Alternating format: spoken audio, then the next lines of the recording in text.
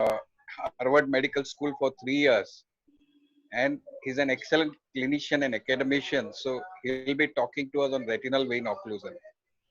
Over to Hasnain. Thank you, sir. So, like sir said, retinal vein occlusion is a very common condition, and I think all residents and everyone who's studying ophthalmology, they are bound to come across patients with retinal vein occlusion at least sometime in their 3 years of training. I still remember my first case. So let's start the introduction. Retinal vein occlusion is a very common vascular occlusive disorder. And after diabetic retinopathy, it is the second most common cause of blindness in patients. They usually present with variable amount of vision loss. So patients will come in for a routine checkup, and on a dilated retinal examination or even an undilated retinal examination, you can see that they may have a branch retinal vein occlusion, or maybe even a macular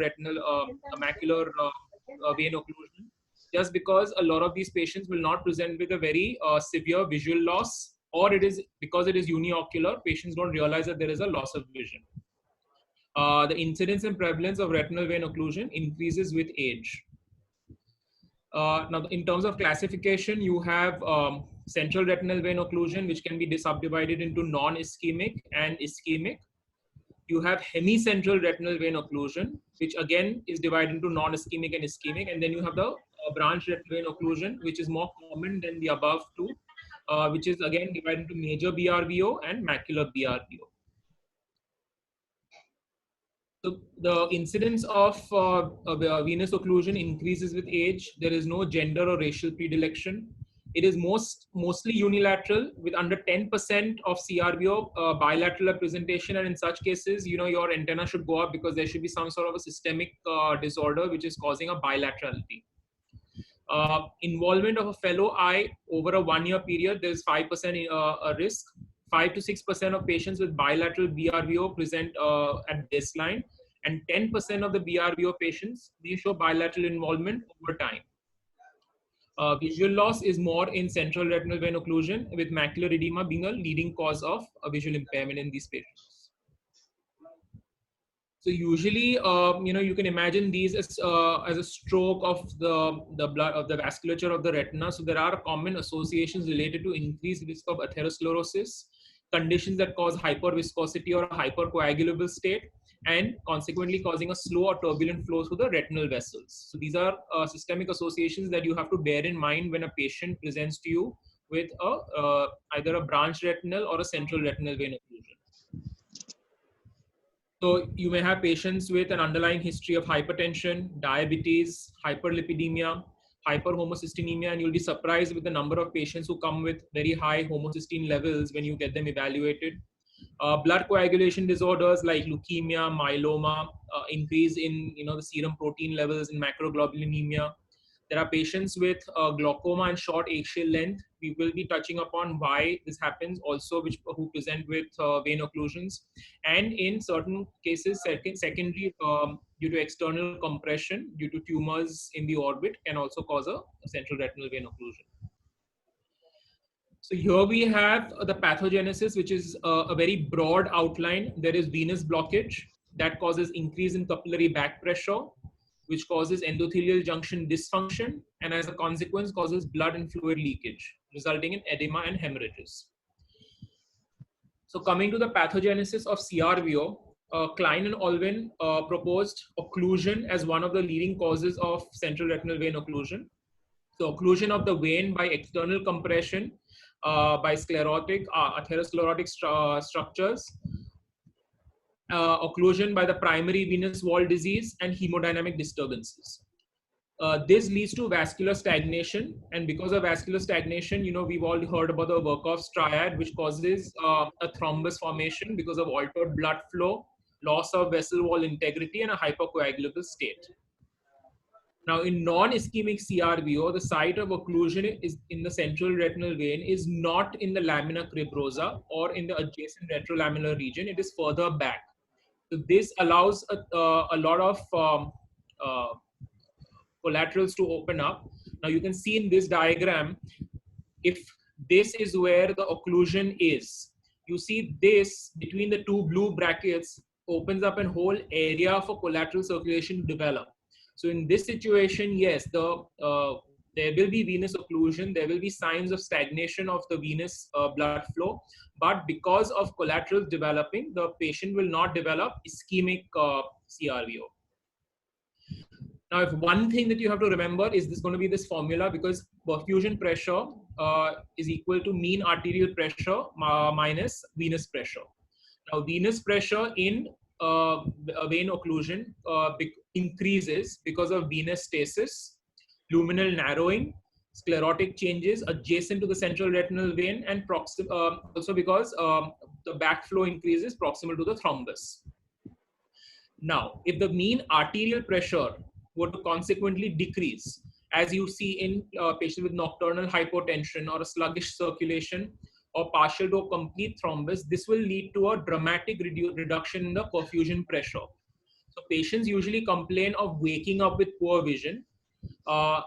If the loss of perfusion pressure is transient because of recurrent thrombosis of the central retinal vein, will report improvement of the vision as the day progresses.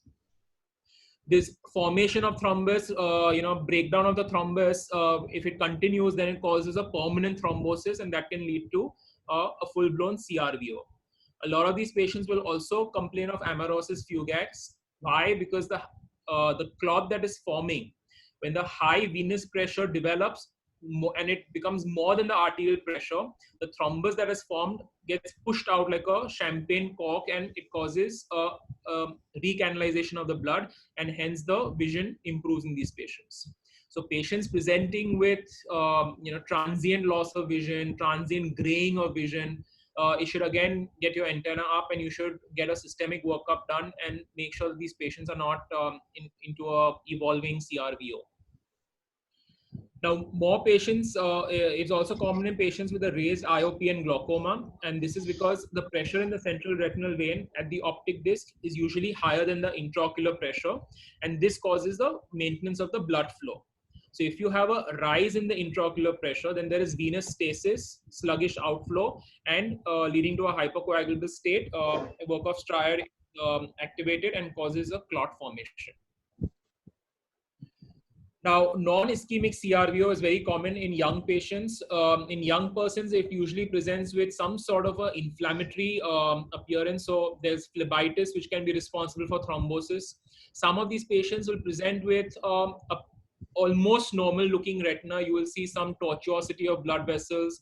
If you look at the blood vessels, there may be some amount of segmentation, and there'll be disc swelling. So these are patients, in whom you should suspect papulophlebitis. Also, retinal vasculitis can present with CRVO, just because the inflammation of the vasculature causes a hypercoagulable state and causes a clot formation. Now, another variant is a non-ischemic CRVO, which is associated with the cilioretinal artery occlusion. Now, we know the cilioretinal artery is a parallel form of circulation that is available to the retina from the choroidal circulation. So it's evident from this diagram here. Now, if there was a blockage in the central retinal vein at this point, then there is an increased venous pressure because of backflow. As a consequence, the venous pressure becomes equal to the mean arterial pressure in the retina. And as a result, the cilioretinal artery is unable to pump blood into the capillary bed, because the capillary bed pressure now is equal to the venous pressure, which are both very high. And as a result, you get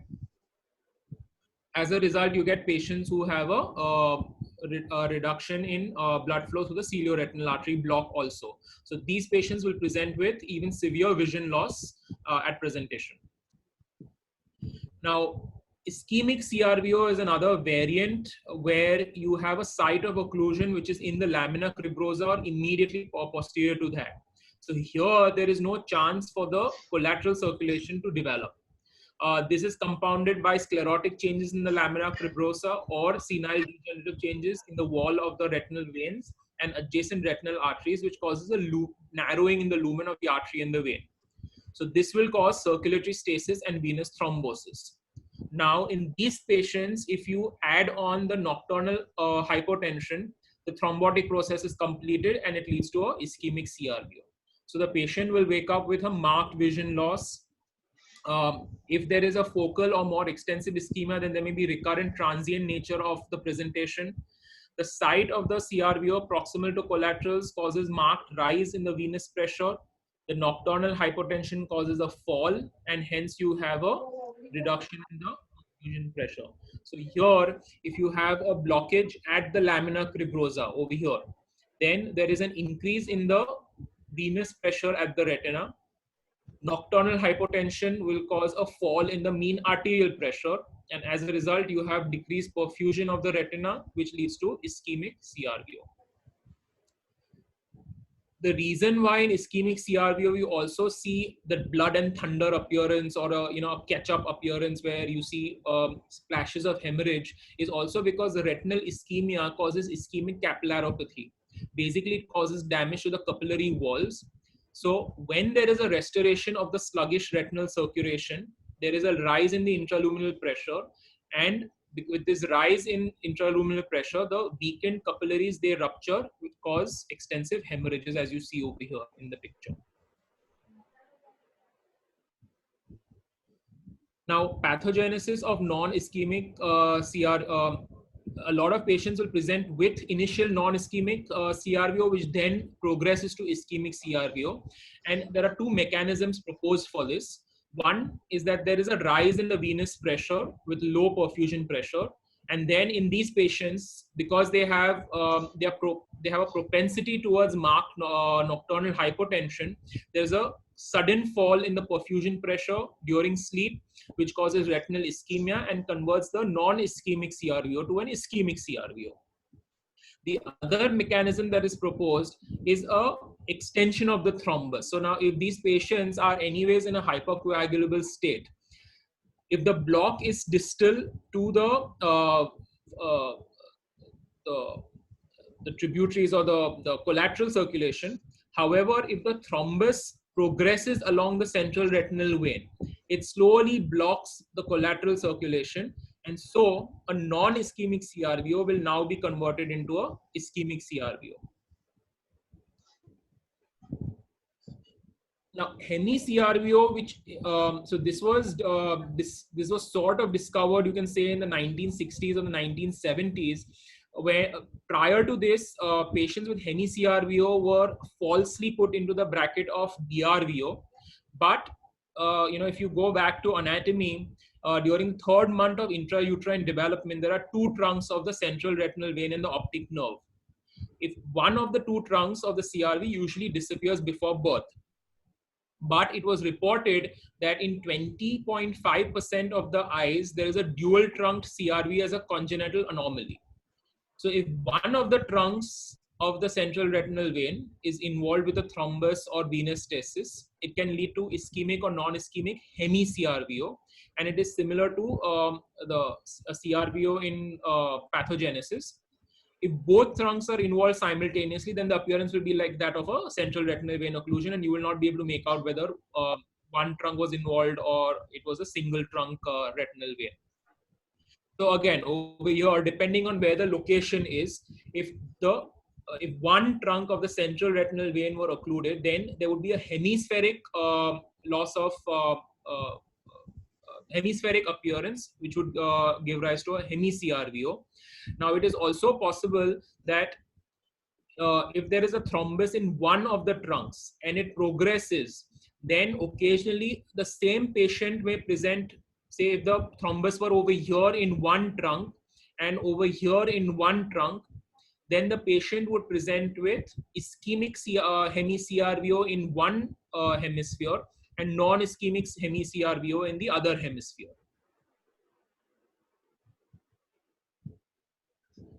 Now that we've discussed the pathogenesis of CRVO, we'll also discuss the pathogenesis of branch retinal vein occlusion. Now, in branch retinal vein occlusion, there is the site of occlusion is usually at an arteriovenous crossing, because at the site of occlusion, the retinal arteriole usually lies anterior to the occluded vein, and it is more common in temporal than in the nasal retina, and in the superior temporal more than the inferior quadrant. Why? Because the AV crossings are more frequent in the superotemporal quadrant and are situated closer to the optic disc in the superotemporal than the inferotemporal quadrant. So in hypertensive patients, for example, there is atherosclerosis and thickening of the walls with a narrowing of the lumen of the retinal arteriole and the vein. And because there's a common thickened advential sheet and glial sheet at AV crossings, the thickening of the retinal artery causes a compression of the underlying vein, uh, thus obliterating the blood flow over there. Also, in certain cases, there may be focal phlebitis or inflammation of the vein, which can also cause vasculitis and result in a blockage of the lumen of the vein at that point, resulting in a BRVO. So coming to clinical features, the reason why we'll be discussing clinical features of CRVO first is because it's more dramatic. The patients usually always present with some amount of vision changes, and usually the treatment of this condition is needs to be initiated soon rather than later, because we need to improve, at least give the patient a chance to improve the vision. So we will be discussing in the order of non-ischemic and ischemic. Then we will be discussing hemi-CRVO and then branch retinal vein occlusion. I will be discussing treatment of CRVO before I discuss that of hemi-CRVO and branch retinal vein. Now, non-ischemic CRVO occasionally can be an asymptomatic or incidental finding, because there may be initial presentation with venous stasis, mild retinal hemorrhages. Patient may not show a lot of vision loss if there is no macular involvement, or if the patient is unable to realize that there is a loss of vision, because usually it gets masked by a second normal eye. Sometimes patients may give a vague history of blurring of vision on waking up, which improves through the day. Amaurosis fugax before the formation of a constant blur, especially when patients complain of a purple blur. When a non-ischemic CRVO is associated with a ciliary artery occlusion, this should raise your suspicion for an evolving CRVO in these patients. In ischemic CRVO, the patients usually always present with a marked deterioration of vision, which is noticed suddenly on waking up, and the vision will be very poor. It will be usually 6/60 to hand movements. Some may have a vague complaint of amaurosis fugax before the constant blurring sets in. The onset, however, is not as rapid as a central retinal artery occlusion, where the patient will suddenly complain of no vision in the affected eye. So in acute CRVO, what do we see when we are doing a clinical examination? You will see retinal hemorrhages, superior retinal hemorrhages. There'll be intraretinal dot blot hemorrhages. There's usually cystoid macular edema on OCT. There'll be hard exudates, either parapapillary or in the posterior pole. Cotton wool spots will be present. There's usually marked optic disc edema, macular edema, and dilated tortuous blood vessels are usually present. In chronic CRVO, in patients who present with some amount of chronicity, you will see cystoid macular edema changes. Because of this, there'll be a decrease in the visual acuity of the patients. On FFA, you will see capillary non-perfusion, microvascular changes, including microaneurysms, and collateral vessels may have started to develop. There's usually atrophy of the retinal pigment epithelium, especially at the macula, which is one of the reasons why these patients will show no improvement in visual acuity, even if they show an anatomic improvement. Some of these patients may present with subretinal fibrosis or an epiretinal membrane. There are usually optociliary shunt vessels. These are venous collateral shunts that you will see at the optic disc, and they should not be mistaken with neovascularization. Neovascularization, the blood vessels are usually more weak vessels and more flimsy vessels. You see them at the disc or elsewhere. And late complication of neovascularization can result in either a vitreous hemorrhage, retinal detachment, or if there's anterior neovascularization, then it can cause neovascular glaucoma. Now, differentiating between non-ischemic and ischemic CRVO is very essential, because it is crucial to the management and how you approach these patients, and it also depends on the prognosis that you can give the patient. Non-ischemic is a relatively benign condition, though I wouldn't call it completely benign. whereas ischemic is associated with a serious blinding complication that we've seen, sort of like neovascularization and neovascular glaucoma, retinal detachment, vitreous hemorrhage, etc. So there were certain functional and morphological tests that were proposed to differentiate between the ischemic and non-ischemic CRVO. So if you look over here, RAPD is usually more common in ischemic CRVO, especially if it's a unilateral, versus complete absence in a non-ischemic CRVO. If you have the opportunity and if you do an electroretinogram in a non-ischemic CRVO, the ERG is normal. But in ischemic CRVO, you'll usually see a reduced B wave amplitude or a reduced B to A wave ratio. Also, there is a marked effect on the visual field in ischemic CRVO versus a non-ischemic CRVO. On angiography, non-ischemic CRVO patients will usually show good perfusion, whereas an ischemic CRVO will show non-perfusion with areas of capillary non-perfusion which are greater than 10 disc diameters. The issue with angiography is that it may not give you a good result in early stages because of the extensive hemorrhages which can mask the non-perfusion area. When you're looking at the fundus, clinically, non-ischemic CRVO may have less hemorrhages and cotton wool spots. There'll be more tortuosity of blood vessels, and it may appear to be a relatively quiet retina. Whereas in ischemic CRV, you will see extensive hemorrhages and cotton wool spots. And like we've already mentioned, the prognosis in non-ischemic CRVO, more than 50% of the patients may improve to vision beyond 6/60. Whereas in ischemic CRVO, 60% of the patients will progress to neovascular glaucoma and neovascularization of the iris. So limitations in early stages, if you have an evolving CRVO. So in these kind of situations, the patient will present, when you look at the patient, it may appear to be like a non-ischemic disease, but there is severe retinal ischemia. There is capillary non-perfusion, which may initially be absent, and extensive hemorrhages, like I mentioned, will prevent you from evaluating the capillary non-perfusion because of the masking effect. So a lot of these patients will eventually then convert from non-ischemic. Now over here, you can see this is a patient, an angiography of a patient with non-ischemic CRVO. The angiography is showing minimal changes to the foveal avascular zone over here. And we don't really see any areas of capillary non-perfusion. If you contrast that with the angiography in this patient, which was done after the resolution of the hemorrhages. So if you look at the clinical picture, this is approximately 2 months after the patient presented. But if you look at the angiography, the periphery shows these large swaths of retina which are completely non-perfused, amounting to about more than 10 disc diameters of non-perfusion, and this would be an indication of a patient with severe ischemic CRVO. So coming to natural history, the visual outcome usually is good in patients with non-ischemic. They may even present with pretty decent vision, whereas in ischemic CRVO, there's a very poor vision even at outset. Poor outcome is seen in patients who are old age, patients who have underlying cerebrovascular or cardiovascular disease, patients who are diabetic. If you are able to see non-ischemic CRVO with foveal pigmentation or an ERM, or if the patient has already started developing neovascular glaucoma. So these are patients who usually have a poor outcome.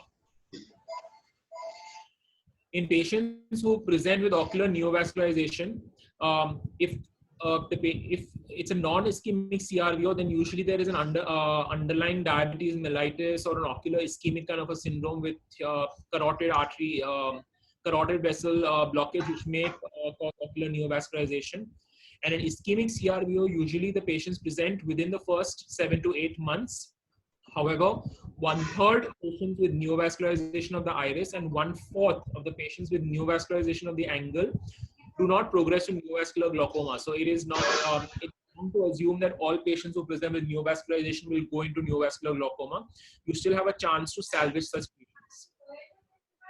The non-ischemic conversion to ischemic, around 9.4% of these patients will convert within the first 6 months, and this increases to around 12.6% within 18 months. So this leads to the understanding that CRVO is a long-term disease. A long duration of follow-up is essential, and you can't really ignore these patients. It has to be emphasized to these patients that you're looking at a long follow-up.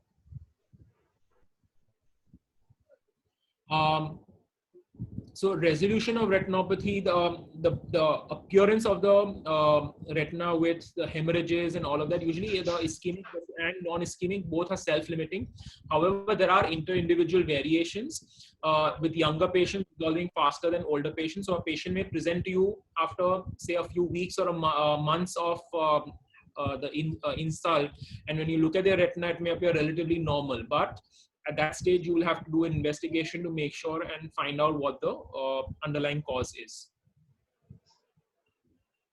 The complications of CRVO, visual loss is one of the major complications, and is usually due to underlying chronic macular edema or macular ischemia. Secondary complications usually arise from neovascularization. So then you can have vitreous hemorrhage, retinal detachment, and neovascular glaucoma. In cases of non-ischemic CRVO, long-term blinding complications are rare, but these patients can also present with chronic macular edema, which will progress to either cystoid macular edema and show central scotoma. There are certain conditions in which the CRVO may be combined either with a cilio-retinal artery occlusion or a central retinal artery occlusion or a branch retinal artery occlusion. So in these kind of cases, you will have patients with marked visual loss. Here we have a patient with central retinal vein occlusion. You can see there is amount of pallor extending over to the macula because of the cilio-retinal artery block. This is a montage which is showing a central retinal vein with a central retinal artery. So you see this extensive hemorrhaging, and then you also see areas of retinal pallor, which indicates a loss of blood supply. And in this picture, you can see that there's a segmental or a wedge-shaped pallor of the retina, which would indicate there is a branch retinal artery occlusion along with a central retinal vein occlusion, because you see a lot of hemorrhaging around the disc.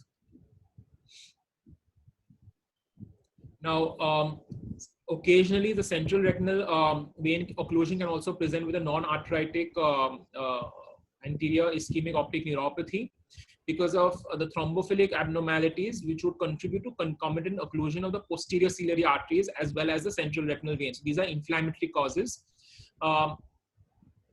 How should you suspect this? If you have patient with a visual acuity which is not does not coincide with the amount or the severity of retinal pathology, then you should suspect some amount of ischemic optic neuropathy, and there will be profound visual field defects in these kind of patients. So ischemic CRVO patients can have ocular neovascularization with secondary vitreous hemorrhage, macular degeneration, optic atrophy. Some of these patients can undergo proliferative disease if the neovascularization has not been controlled, with eventual loss of the eye. A lot of these patients will also present with some amount of neovascularization of the anterior chamber also, and this is very commonly seen in either the angle of the eye as well as the margins of the iris. So a non-dilated examination should be mandatory in all these patients. However, all ischemic CRVO does not develop ocular neovascularization. The greatest risk of anterior neovascularization is more in the first 7 months. After the first 7 months, the risk is minimal. And 1/3 of the eyes with iris neovascularization and 1/4 of the eyes, as already mentioned before, with iris and ankle neovascularization will not develop neovascular glaucoma. So good treatment is essential in these kind of patients. Now, as I already mentioned, a couple of young patients will usually present with a mild CRVO. So these patients will have transient blurring of vision or a constant blurring of vision. If you look at this photo up here, a cursory glance at the retina will lead you to think that this is a normal retina. But you will see that there is an increase in the tortuosity of the blood vessels, some amount of segmentation of the blood vessels also, and there is some amount of blurring of the disc margins. Now, this is also because of some amount of a component of inflammation in which causes vasculitis and as a result causes the retinal vein occlusion. There may be, there may be some amount of cotton wool spots present around the optic disc. There may be exudation around the macula, sort of like a neuroretinitis. Spontaneous improvement is common. However, 30% transition to ischemic. So that's quite a big number. If you think about what we saw initially, about 9% and 12%. In these patients, there's about 30% of the patients transitioning to ischemic. And neovascular glaucoma is very common in these patients. So these patients need to be treated on a ward footing. Now, differential diagnosis, usually if you see a patient with a full-blown ischemic CRVO, it is difficult to confuse that with any other condition. However, if you see certain patients like we saw over here, then it may be confused with, say, ocular ischemic syndrome or carotid occlusion, diabetic retinopathy, papilledema, radiation retinopathy, or retinopathy due to anemia. Now, if you have ocular ischemic syndrome, these are usually patients who don't improve with any sort of treatment. It can lead to a bilaterality because of carotid occlusive disease. In my opinion, I usually always, when I have these kind of patients, I get a carotid Doppler and ophthalmic artery Doppler done. So that usually gives you some amount of information as to the picture in the carotid arteries also. A patient with underlying diabetes, if you have diabetic retinopathy, this is usually bilateral. So there should be a bilateral equal disease present, and that should lead your suspicion more towards diabetic retinopathy. If a patient has papilledema, there should be some other associated history of headaches or raised intracranial tension, or even in patients with diabetes, you can have diabetic papillopathy. Patients with radiation retinopathy, obviously there'll be a history of some exposure to some sort of radiation, and if there's retinopathy due to anemia, you have to get all the blood investigations done, which should point you towards the right diagnosis in these patients. Now, the confusion comes into patients when you have bilateral retinopathy. So if you have bilateral disease, if you have bilateral retinal vein occlusion, then hyperviscosity syndromes is something that could cause CRVO due to thrombus formation. Patients with sickle cell, polycythemia vera, multiple myeloma, or leukemia can present with bilateral disease. You have to look for evidence of a hyperviscous or a hypercoagulable states. You have to get a detailed blood investigation done. Acute hypertensive retinopathy edema and resemble bilateral CRVO. And if the patients, some of them have very severe anemia with thrombocytopenia, this can also lead to bilateral disease. So these are just certain differences between ocular ischemic syndrome, diabetic retinopathy, and CRVO. Let's just touch upon a few of the important signs. Ocular ischemic syndrome, usually there are dilated blood vessels. The hemorrhages present more in the mid-periphery, dot blot hemorrhages, and deeper retinal layers, as opposed to CRVO, which has more in the nerve fiber layer and more at the posterior pole. Diabetic retinopathy usually has a mixture of both. There are hard exudates are usually absent in ocular ischemic syndrome, but very common in diabetic retinopathy. The optic disc may appear swollen in diabetic papillopathy, but this is rare. It's not very, very common. However, in CRVO, there may be some amount of swelling of the optic disc. If you're doing an angiography, the retinal artery perfusion pressure will be decreased in ocular ischemic syndrome. Usually, some amount of normalcy in CRVO and diabetic retinopathy. So you have to look for the arteriovenous transit time, which is prolonged in ocular ischemic syndrome and in CRVO, but usually normal in diabetic retinopathy. The retinal vessel staining is arteries more than the veins in ocular ischemic syndrome because it is more of an arteriolar condition. In CRVO, there's more the venous staining, and the vascular staining is usually absent in diabetic retinopathy. Now, coming to the most important part, which is the management of central retinal vein occlusion. So we will be dealing with the management of central retinal vein occlusion in most amount of detail. It's very important to note that the management of DRVO, hemi-CRVO usually is more or less similar. So if we have this pat down, I think your treatment for the others should not be a problem. Now, management of CRVO, history and physical examination is absolutely essential. You have to take a full systemic history, not only an ophthalmic history, because you have to understand that any occlusive disease of the eye is a pointer to some sort of an underlying systemic condition. You have to do an ophthalmic evaluation. You may or may not do an angiography depending on the availability of the facility, as well as a clinical picture, because like I said, if there's a lot of hemorrhages, doing an angiography will not really give you much of information.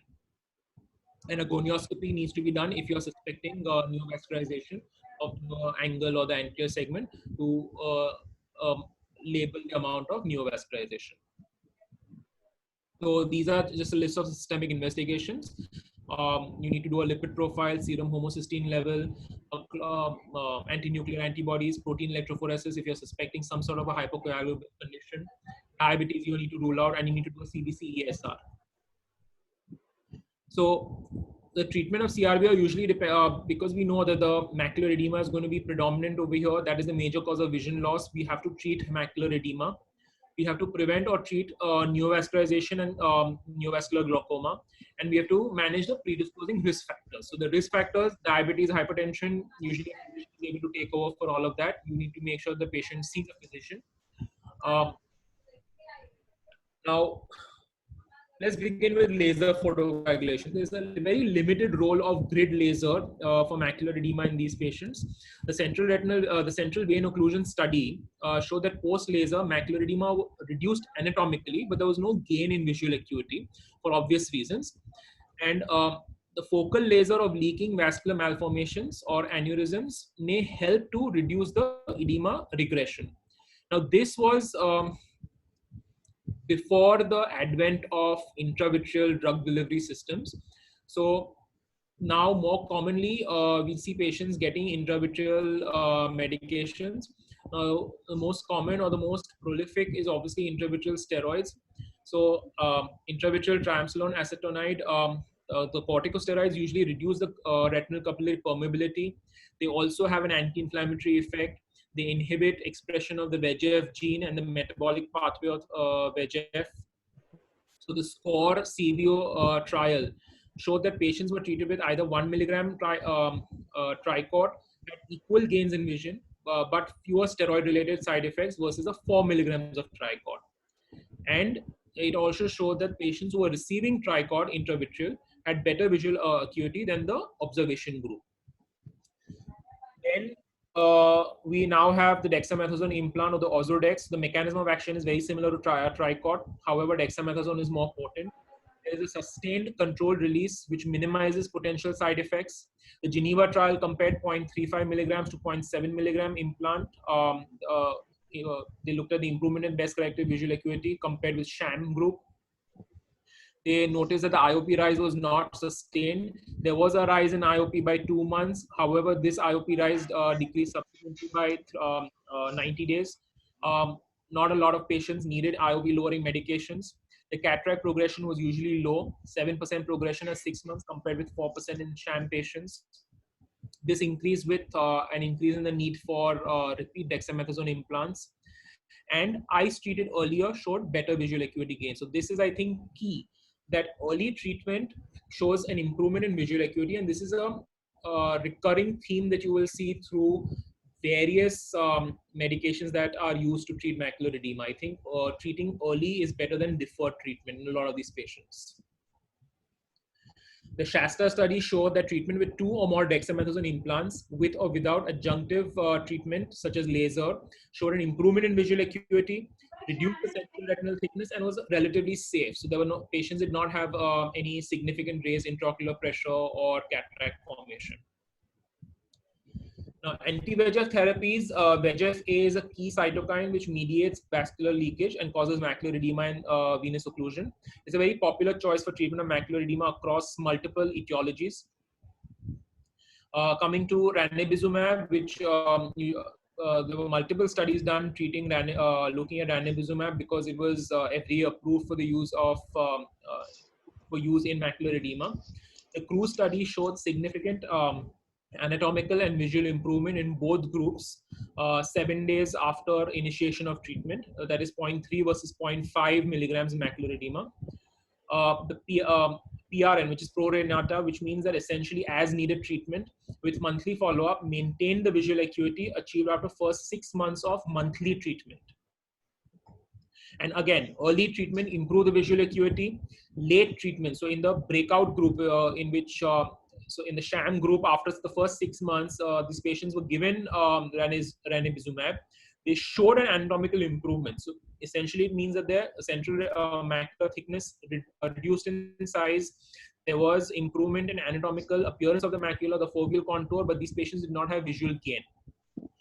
The Horizon Extension study basically was a crew study in which the patients were then the patients who were part of the crew study were followed up over a period of another year after the crew study ended to assess the long-term benefits of ranibizumab and see if it was well tolerated.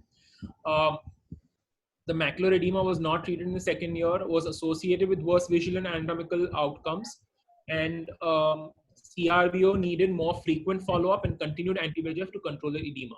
So again, showing the tenacity of CRVO versus branch retinal vein occlusion. The Retain study, most patients receive the last injection within 2 years of treatment initiation, and unresolved patients received a mean of 6 injections in the 4th year. Resolved patients had greater improvement of best corrected visual acuity compared to patients with baseline. So this is basically just trying to show you the duration of central retinal vein occlusion and management of macular edema in long-term patients.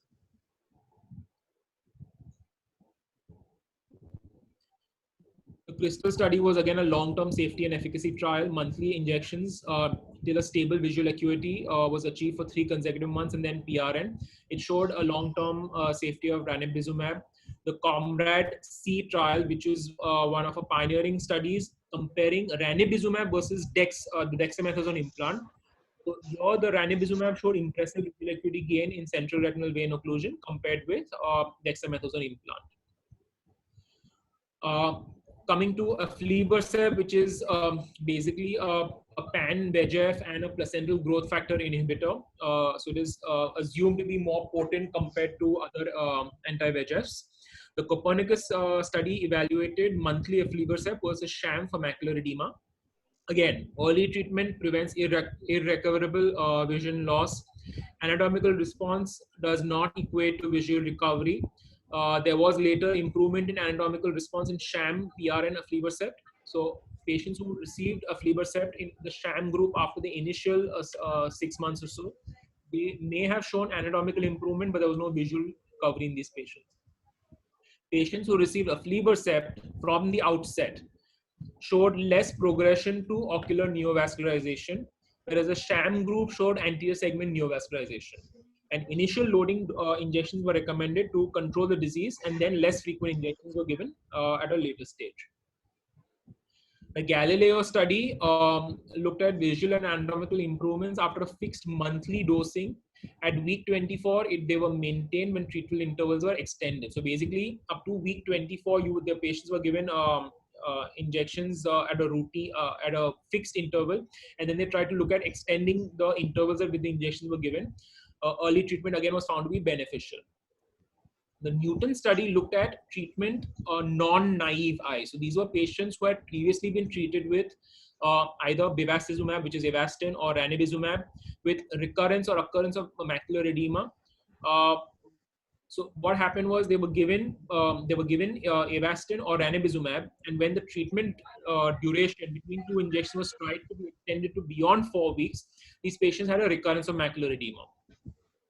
These patients were then switched to aflibercept on a treat and extend regimen, and it was noticed that macular edema-free period increased in the patients receiving aflibercept from an average of 40 days to 62 days, which is about 2 months. So that is why the protocol that was developed probably for this aflibercept is at a 2-monthly interval.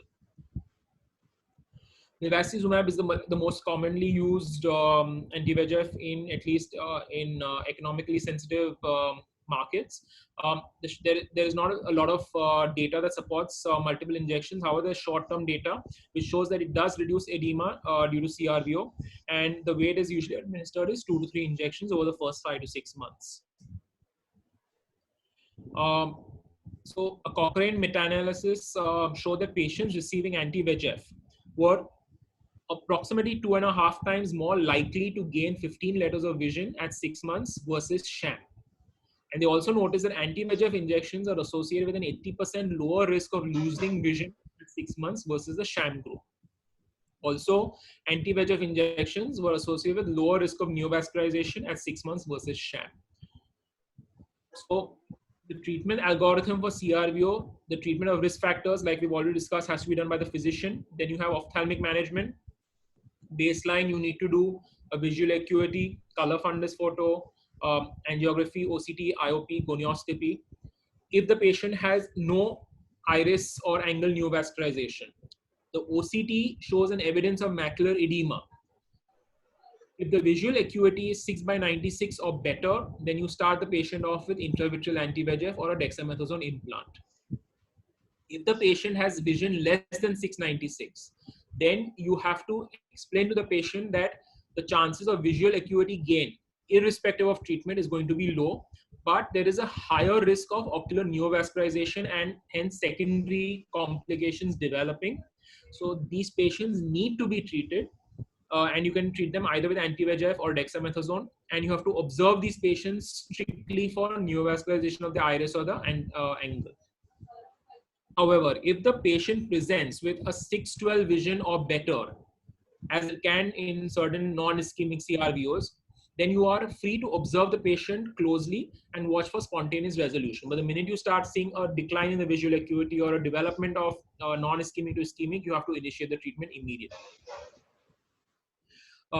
Now, it's usually logical that anti-VEGFs are preferred in eyes with a history of glaucoma, just to protect against secondary glaucoma or steroid-induced glaucoma, and obviously in phakic patients because you don't want them to develop a steroid-induced cataract. A dexamethasone implant, on the other hand, is preferred in patients with a history of cardiovascular events because we know that a lot of these anti-VEGFs are associated with a minimal risk of systemic cardiovascular events, and also in patients who don't want monthly injections. So at this kind of situation, you also have to look at the economic sensitivity. One dexamethasone implant, if you think the patient is going to get lost to follow up or is not going to be able to come back to you every month for injections, then you do a dexamethasone implant. It stays in the eye for about 2.5, 3 months, sometimes even for 4 months. And if the patient disappears, at least there's something taken care. Besides this, there is no other differentiating factor based on baseline visual acuity or central macular thickness. So the treating physician is free to make a decision based on convenience and access to whatever medication is available. A lot of these patients may need retreatment. So if a patient, you've selected anti-VEGF as the first line of treatment, then you need to do an anti-VEGF monthly till a maximum visual acuity is achieved. And what is the meaning of maximal visual acuity? It essentially means that the patient has stable visual acuity for 3 consecutive months. If you notice that in the first 3 injections of whatever anti-VEGF you're using, there is no visual acuity improvement, then either you stop the treatment because the patient is not responding, or you switch the medication. So you can either switch between anti-VEGFs or you can move to a steroid like a dexamethasone implant. If you use dexamethasone implant as a first line of treatment, then retreatment may be needed at 4 or 6 monthly intervals until visual stabilization. In a real world scenario, this is usually around 3 months. It's not usually 4 or 6 months, but you have to take a call on a case by case basis. You may need more frequent interval dosing. However, there is an increased risk of adverse events in patients who are receiving more frequent or repeated dosing. So you have to monitor the intraocular pressure. You have to monitor these patients for cataract progression if you're doing a more frequent implant of steroid. After about 3 to 6 months of treatment with either agent, anti-VEGF or dexamethasone implant, you have to do an angiography to identify if there's any amount of capillary non-perfusion or any leakage around the macula. And if you notice that there is a non-perfusion, then you have to go ahead and do a scatter laser or a focal laser to prevent these patients from moving on to neovascularization. Now, if you're thinking of switching agents, so if you have a patient who's either not responding to one treatment or for any reason you want to switch agents, in macular edema secondary to retinal vein occlusion, there are no real studies which show any evidence of efficacy of switching. But we have a lot of experience from macular degeneration and NVM that switching from one agent to another usually does help. So that's always a good idea to try if you're using one anti-VEGF to try another anti-VEGF. However, a better rationale would be to switch from anti-VEGF to dexamethasone or vice versa, because there's a different mechanism of action. So you're trying to cover one mechanism with the other. However, the long-term outcome of sequential or combination treatments, that is anti-VEGF plus or minus steroids or vice versa, is not really clear when it comes to macular edema. Now, if a patient has neovascularization of the iris or neovascularization of the angle, but the angle is open, there is no raised intraocular pressure, so you can go ahead with either intravitreal with or without intracameral anti-VEGF, and these cause an almost immediate drying up of the neovascularization. It is always a good idea to do a very early pan-retinal photocoagulation in this patient, and it needs to be a very heavy amount of laser. And when I say heavy, a lot of people will do, what I call cosmetic laser, which is basically just a few rows of laser around the vasculature, which I think is absolutely wrong. In these kind of patients, you need to target what I like to call an aura to aura kind of a thing, with leaving the central retina between two arcades free. So that is the kind of laser that you need to do, with indentation, with an indirect, make sure that you're targeting all amounts of retina which is ischemic, prevent or protect these patients from developing into a neovascular glaucoma. If a patient is already presented with a closed angular raised IOP, then again, if you're able to visualize the retina, you need to do an urgent PRP with either a cyclodiode laser. You may do a tube shunt, because trabeculectomy is almost always going to fail in these kind of patients. If the IOP stabilizes, then you do an anti-VEGF. You can't really do an anti-VEGF in the beginning, because if the patient has a high IOP and you're injecting more more volume into the eye in the form of an anti-VEGF medication, it is going to cause the pressure to rise even more. In the real world scenario, this may be required. So then occasionally you need to combine these things with a paracentesis, just to make sure the IOP in the eye doesn't rise too much. If the IOP is raised, then you do a tube shunt, you do a cyclodiode with additional topical and medical management, which usually involves a mydriatic along with steroids topical. If you expect there to be a potentially good visual prognosis, but there is a poor visualization of the fundus, say either because of a cataract or a vitreous hemorrhage, then you may need to do a combined procedure which involves cataract surgery, vitrectomy, either an endophotocoagulation or an endocyclophotocoagulation with or without an anti-VEGF adjuvant. Now, coming to Hemi-CRVO. Hemi-CRVO, like we discussed, the pathogenesis is basically a central retinal vein, one of the trunks getting blocked. The hemorrhages usually involve one single hemisphere of the fundus. It can be erroneously diagnosed as a major BRVO. However, symptoms of non-ischemic CRVO, non-ischemic Hemi-CRVO are similar to non-ischemic CRVO, but an ischemic Hemi-CRVO has a much worse visual loss due to hemispheric, because here there's a whole hemisphere of retina which is not getting blood supply, which is affected, so it's causing a sector involvement, and there is a macular involvement, so that causes a central vision loss. So it's like a double whammy over here. So over here, if you look at this picture, you will see, if you were not to look at the nasal retina, you would very easily confuse this with a major BRVO. But if you look at this side, if you look at the nasal retina, you will see a thinning of the blood vessels. You'll see the hemorrhages. You'll see optic disc edema.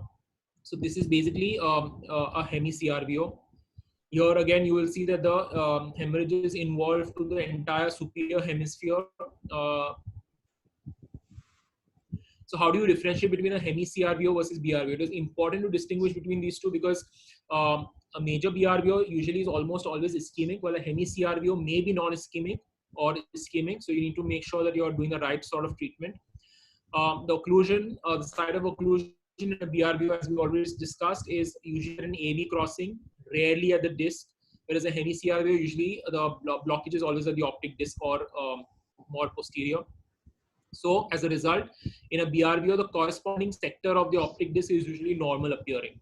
Whereas in a Hemi-CRVO, you will always see that there's some sort of edema of the optic disc.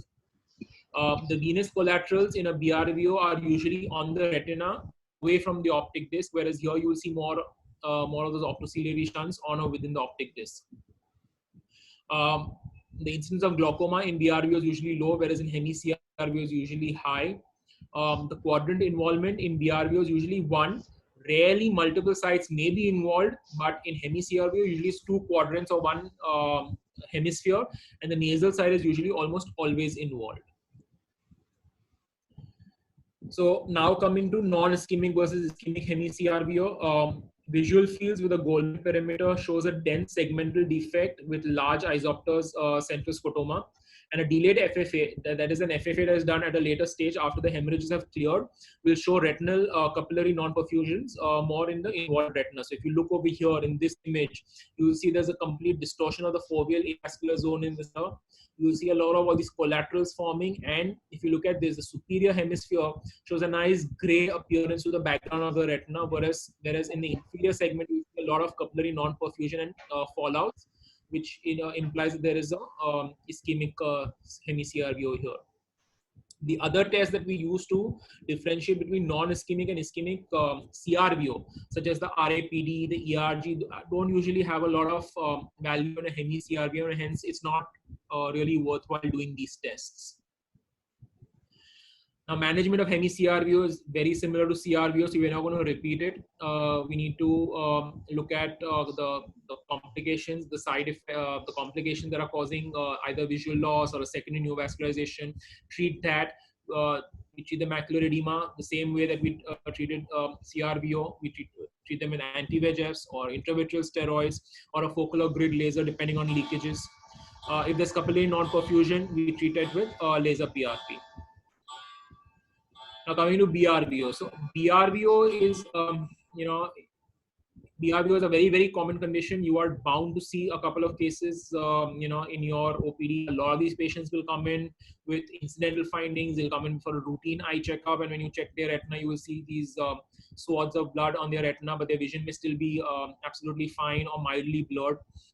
Major BRVO is basically one major branch, usually the superotemporal, like we discussed, blocked. So you will see the patients may have some amount of visual blurring involving the central vision and a sector of the visual field corresponding to the retina involved.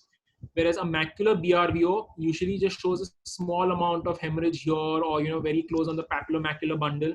There will be some amount of central visual disturbance, normal peripheral vision, and hence this thing can usually be overlooked because of a normal other eye. A differential diagnosis, again, either you can have hypertensive retinopathy or diabetic retinopathy, which will be bilateral, an ocular ischemic syndrome, a juxtafoveal retinal telangiectasia, so that you can do an angiography and you can make out the difference between this and the BRVO. Occasionally you may have a combined branch retinal artery occlusion with a retinal vein occlusion, so here you will see a lot of blanching of the retina. You may have a radiation retinopathy which appears similar. Again, there will be a history of radiation exposure in these patients. So complications of BRVO, usually the patients have a good prognosis with around, almost 20 to 40% of the eyes usually have very good vision even without treatment. So you can just continue to observe these patients and they will continuously get better. However, there are certain patients who may have poor visual prognosis, especially those with chronic macular edema or macular ischemia.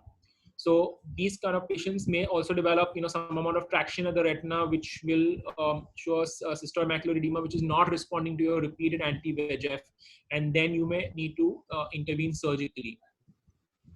So here, if you look at this patient, there appears to be a foveal avascular zone distortion. There's a lot of area of ischemia over here, capillary dropouts, which is leading to ischemic BRVO. These patients need to be treated. Here, there's a patient who, presented with repeated injections of anti-VEGF. There was no improvement in the macular edema. There was no improvement in visual acuity. And then the OCD showed this taut vitreomacular traction, which was causing a cystoid macular edema. The patient underwent pars plana vitrectomy with a membrane peel along with an adjuvant anti-VEGF, and now shows a resolving CM. So the other complications, again, because the BRVO usually is ischemic in pathogenesis. There is a very high chance of neovascularization, though less common. You have to look at retinal, optic disc, and anterior and both anterior iris is usually not very common. There is some amount of retinal or optic disc neovascularization. And as a result of this, there may be some amount of vitreous hemorrhage. However, these patients can also have vitreous hemorrhage from intraretinal microvascular abnormalities or even a PVD. So all vitreous hemorrhages in a patient with BRVO are not necessarily due to a neovascularization. This is something that you need to bear in mind. So like for instance, in this patient, if you look at this, there's some amount of neovascularization over here, but there's also a vitreous hemorrhage here. If you look at this, this area here, which is showing a small amount of vitreous hemorrhage. This patient obviously also had laser, because you can see these laser scars over here. In patients with neovascularization who are not treated, they may have they may also progress to retinal detachment. Also, the retina in these patients is ischemic. As a result, it's atrophic and can lead to an increased risk of retinal tear formation. So again, management of BRVO is usually overlaps with that of CRVO, but there's usually a better visual prognosis with minimal interventions. You need to do again a full workup. I'm not going to repeat all of that again. The systemic association, though yes, common, not as extensive as with CRVO, but you need to rule out any sort of hypercoagulable states, hyperhomocystinemia. In the real world scenario, a lot of our patients usually present with hyperhomocystinemia, so you need to treat that. Visual outcome usually following a natural course of BRVO is good, so a lot of these patients you can just continue to observe without any sort of intervention. The branch vein occlusion study showed a worse visual acuity in eyes treated with macular laser. So macular laser usually creates some sort of a scotoma, and hence it is not advisable to be done in isolation alone. These patients, if requiring treatment, are primarily now treated with anti-VEGF or an intravitreal steroid, and laser may be used as an adjunct to decrease the frequency of injection. So in our case, our scenario in economically sensitive areas where patients are unable to come to you again, where the patient may get lost to follow up, what I usually like to do is I like to start the patient off with an anti-VEGF. I also do some amount of sector laser, just so that in case the patient gets lost to follow up, he's not going to progress too badly. Also, it reduces the number of injections that these patients need to result in a better outcome for the macular edema. The intravitreal steroids, you have Tricort, you have a dexamethasone implant. In the Tricort, they found that laser was better than Tricort in macular edema associated with BRVO. However, final visual acuity was better in the Tricort. One or 4 milligrams versus the observation group. The Geneva study showed a better outcome in macular edema versus control in patients receiving the dexamethasone implant, though there was an increased risk of raised IOP. This was not sustained. In terms of anti-VEGFs, there are multiple studies that were done using ranibizumab, and most of them show that long-term efficacy, long-term safety. PRN treatment was well tolerated in macular edema secondary to BRVO, and around 50% of the patients needed continued treatment to bring the macular edema under control. The brighter study is interesting because it compared ranibizumab plus laser and laser alone, and showed the efficacy of ranibizumab for BRVO with no additional laser benefits seen. The Comrade B study compared ranibizumab to dex implant, and it showed again ranibizumab was more efficacious than implant over a 6-month period. Aflibercept is the newer drug. Again, the Vibrant study looked at treatment-naive eyes. Aflibercept versus macular laser, and aflibercept obviously was found to be more efficacious at reducing macular edema than laser. Bevacizumab, multiple injections are required to reduce the macular edema, including those previous laser. There are no long-term studies for bevacizumab. So in terms of evidence-based management, a delayed initiation of any sort of treatment is associated with poor visual outcome, and this seems to be a recurring theme. Anti-VEGF is preferable to laser as a first line of treatment. Steroids are beneficial since there's some amount of inflammation that plays a role in macular edema due to retinal vein occlusion, but there you have to bear in mind the adverse effects such as steroid-induced glaucoma or cataract progression. If a patient has neovascularization, sector laser photocoagulation is the gold standard. When do you do it? Either when you see retinal or optic disc neovascularization. FFA is usually not needed repeatedly because the ischemic area is visible. And like I said, in my practice, I usually like to start off with an anti-VEGF and do a laser, whether or not these patients usually have neovascularization, just so that in case they're lost to follow-up, they're not going to suffer in the long term. So treatment algorithms in non-ischemic BRVO, if the visual acuity is better than 6 by 12, you can observe the progress for 3 months. If the visual acuity is 6 by 12 or worse, there is macular edema and there are hemorrhages not masking the fovea, you can do an angiography to check for foveal integrity. If there is no macular ischemia, you can continue to observe for spontaneous improvement. If there is some amount of macular ischemia, you can do an anti-VEGF or a dexamethasone implant. And if there is severe macular ischemia, the patient is not really going to improve too much, so you can withhold treatment and observe for neovascular formation. If the visual acuity is 612 worse, macular edema is present and there are hemorrhages obscuring the macula, then you need to do a monthly anti-VEGF or a baseline dexamethasone implant. An angiography at 3 months after the hemorrhages are cleared to assess the foveal integrity. And if there is severe macular ischemia at 3 months, then usually no treatment is beneficial. At 3-month follow-up, if there's persistent macular edema, there's no or minimal ischemia and other treatments are unsuccessful, then you may try a modified grid laser.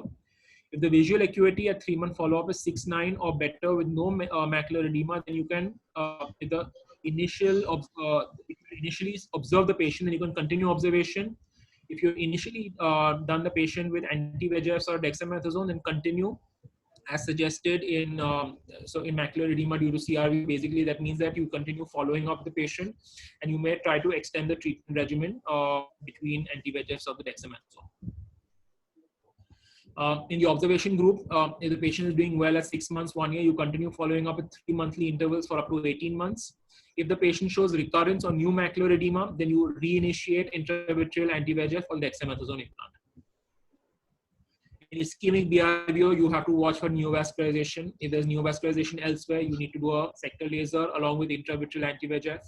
Follow up at 3 monthly intervals for up to 24 months or 2 years. Now, some treatment conundrums. So if you have a younger patient who has a very active lifestyle, working, driving, visual acuity, however, is better than 20/40, what do you do? Do you treat early with anti-VEGF? Do you delay treat? Do you observe? Now, in my opinion, these are the patients who you want to, make sure that they get back very good vision early on. The recurring theme has always been early treatment leads to better visual acuity. So I usually like to treat these patients. If there's any macular edema, I treat them irrespective of what their vision is and try to bring the macular edema down. In these kind of patients, if they're good with follow-up, I would probably not do laser because laser is associated with some amount of night vision loss, some amount of visual field loss. Deferred treatment usually is not a good idea because if you defer the treatment, if you initiate treatment after the first 6 months, then you may get anatomical restoration, but the visual acuity usually does not improve in these kind of patients. So to summarize, venous occlusion is a potentially blinding condition with vision-threatening complications. We need to explore local and systemic risk factors to find out what the underlying cause is, especially if it's a young patient. Young patients need a very detailed systemic evaluation because this could be like a ticking time bomb.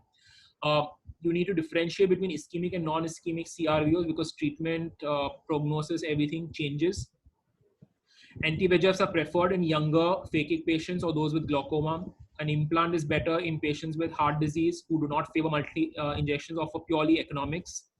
Rescue laser in our scenario does reduce the number of injections. So if cost is an issue, laser usually helps economize treatment patterns. CRVO and hemi-CRVO will have a prolonged course with injection needed even after 3 years. So you need to express to the patient that prolonged is important.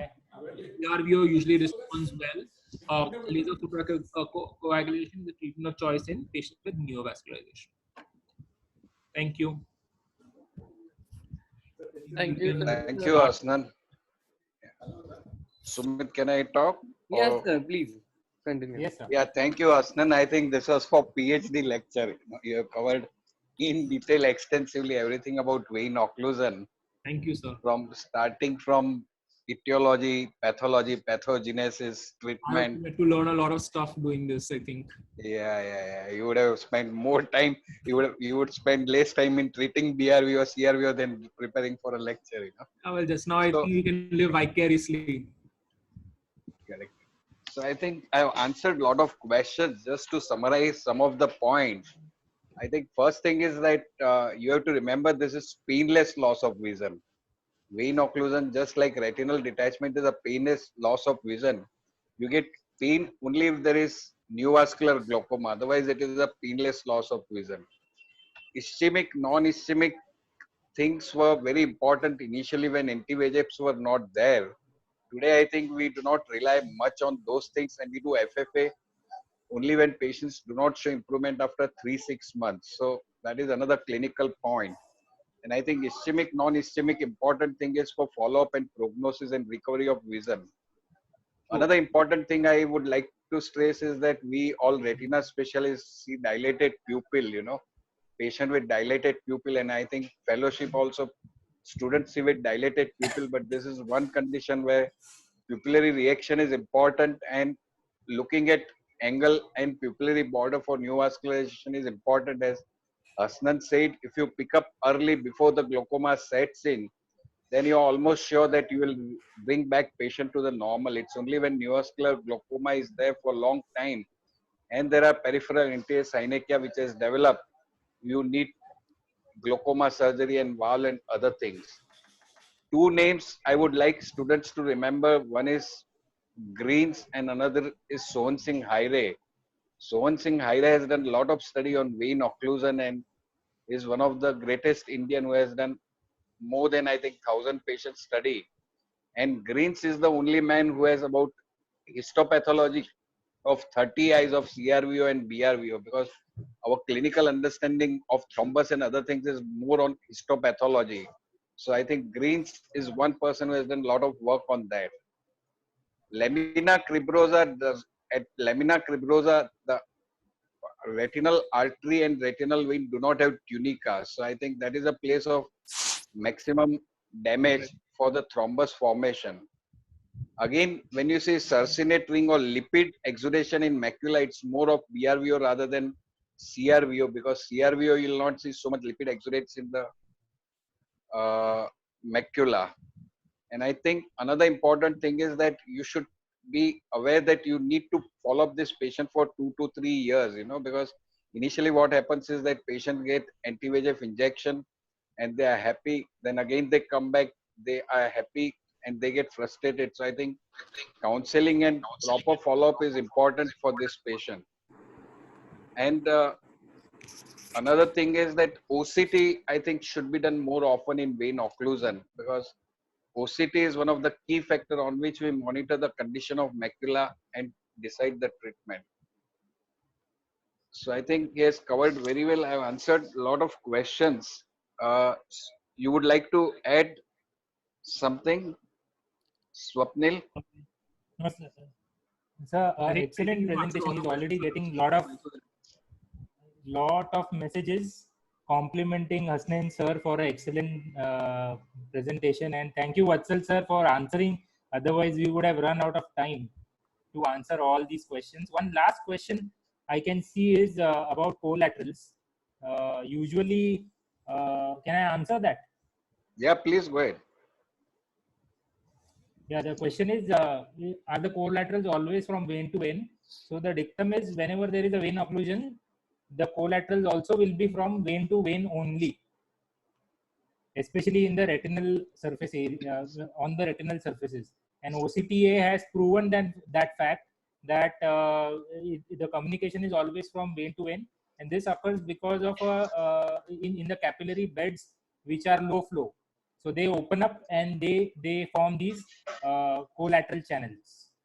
So that was one last question, I think, which came when Vatsal sir was Has, giving a Has, synopsis. Hasnan, there was a question on any importance of optic disc pulsation in CRVO. Mm-hmm. I have answered that probably not much, unless because I think to see perfusion pressure, you can press on the eyeball and see the optic Right. pulsation, but I don't think it is very important. Would you Not really. like I to mean, I'm add just anything? thinking IOP rise or something like that that's causing this. So that could be one of the underlying causes. Clinically not significant, right? Not significant, And no. somebody has asked a question, what is the difference between hemi-CRVO and hemispherical CRVO? I think it's Is there I think it's just nomenclature. There's no difference between hemi there's versus no hemi. difference, correct? I think so. We have answered most of the questions. Yes, Swapnil, sir. you can conclude, and Sumit. Yeah. So thank you, Hasnain sir, for a very, very detailed presentation. I think it was appreciated by even the PG students, and lot of consultants who have attended this lecture also have commented for that. Vatsal sir, And always Swapnil, thank I you for also your have enthusiastic. complimented. I have also learned a lot of Yes, things, yes. Great. No, we always look forward for your enthusiastic involvement in any CME which you take part. And Sumit, thank you for being there. I think Sumit is handling this PG session, so there is a workload off my back a bit. He's recording everything and uploading it. So I request all the PGs to go back, watch this lecture again on the VOA YouTube channel. I think. Thank you. Thank you. Sumit, thanks, man. Thank you. Thank I you. think you are the backbone. I think by the end of this lockdown, you like Swapnil will be a total ophthalmologist, pen ophthalmologist. Yes, I'm learning a lot, attending everything. Thank you. So good night, and everybody can start the Mediterranean diet now. Okay, good night. Thank you. Okay, Hasnain, bye. Thank you, sir. Bye. Thank you.